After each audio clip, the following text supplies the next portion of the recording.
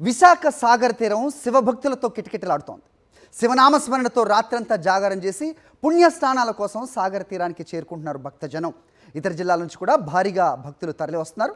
ఎటువంటి అసౌకర్యం కలగకుండా జాగ్రత్తలు తీసుకున్నారు అధికారులు.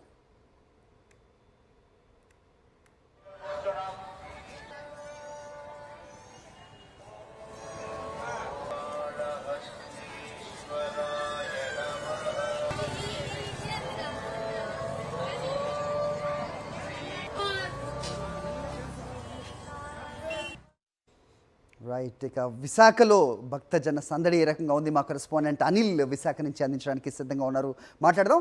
సో అలాగే శ్రీకాళహస్తిలో కూడా విజయమూర్తి ఉన్నారు. సో ముందుగా శ్రీకాళహస్తి వెళ్దాం. విజయమూర్తి చెప్పండి, సో ఎలా ఉంది? నిన్న శివరాత్రి జాగరణ అనంతరం ఉదయాన్నే ఉండే సందడి మనకు తెలిసిందే. శ్రీకాళహస్తిలో ఎలాంటి వాతావరణం కనిపిస్తోంది? ఏంటి మీ దగ్గర ఇన్పుట్స్?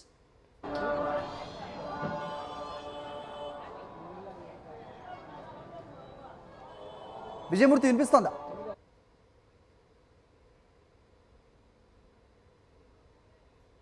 రైట్, అనిల్ దగ్గరికి వెళ్దాం. ఏదో ప్రాబ్లం ఉన్నట్టుగా అనిపిస్తుంది. Anil, can you hear me? వినిపిస్తోందా? సో విశాఖ సాగర్ తీరంలో ఎలాంటి వాతావరణం కనిపిస్తోంది? నిన్నంతా కూడా భక్తి శ్రద్ధలతో జాగరణ చేసిన తర్వాత ఉదయాన్నే స్నానాలకి పెద్ద ఎత్తున జనాలు తరలి వస్తున్నట్టుగా వార్త అందుతోంది. ఏంటి మీ దగ్గర ఇన్పుట్స్? Thank you Hari. నిన్న ఉదయం నుంచి కూడా శివరాత్రి శోభ అనేది విశాఖ సాగర తీరం అంతా కూడా కనపడుతూ ఉంది. నిన్నటి నుంచి భక్తుల తాకిడితో కోలాహలంగా విశాఖ సాగర తీరం అంతా మారిందనే చెప్పాలి. నిన్న ఉదయం నుంచి రాత్రి అంతా కూడా మహా కుంభాభిషేకం విశాఖలో జరిగింది.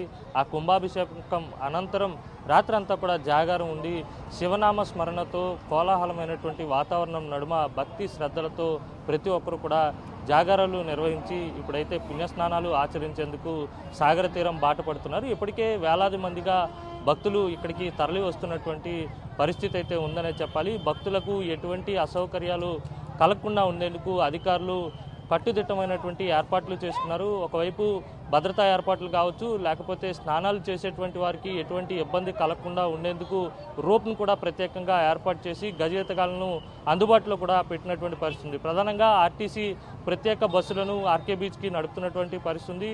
విశాఖ నలుమూలల నుంచి ఉన్నటువంటి అన్ని ప్రాంతాల నుంచి ఆర్కే బీచ్కు వచ్చేందుకు కనెక్టివిటీని ఆర్టీసీ ప్రత్యేకంగా ఏర్పాటు చేసి వందలాది బస్సులు నడుపుతున్నటువంటి పరిస్థితి. ఇప్పటికే విశాఖ సాగర తీరానికి వేలాది మంది భక్తులు వచ్చి పుణ్యస్నానాలు ఆచరించి వెళ్తున్నటువంటి పరిస్థితి. మరికొంతమంది భక్తులు కూడా సాగర తీరం బాట పడుతున్నారు. ప్రత్యేకంగా ప్రభుత్వ అధికారులు మాత్రం కీలకమైనటువంటి నిర్ణయాలు తీసుకున్నారు. ఎవరు కూడా లోపలికి వెళ్లకుండా ఉండేందుకు ఇప్పటికే ప్రత్యేకమైనటువంటి జాగ్రత్తలు తీసుకున్నారు. అలాగే వచ్చినటువంటి భక్తుల కోసం ప్రత్యేకంగా తాగునీరు కావచ్చు, లేకపోతే హెల్త్ మెడికల్ క్యాంపులు కావచ్చు, ఇలా ప్రతి అంశాన్ని కూడా చాలా జాగ్రత్తలు తీసుకుని భక్తులకు ఎటువంటి ఇబ్బంది కలగకుండా ఇక్కడ ప్రశాంత వాతావరణంలో పుణ్యస్నానాలు ఆచరించేందుకు మంచి వాతావరణాన్ని అయితే అధికారులు క్రియేట్ చేశారనే చెప్పాలి. హరి, ఈ స్నానాల పర్వం ఎంతవరకు సాగుతుంది? అంటే ఏ టైం అవుతుంది పూర్తయ్యేసరికి? వన్ వర్డ్లో చెప్పండి ప్లీజ్.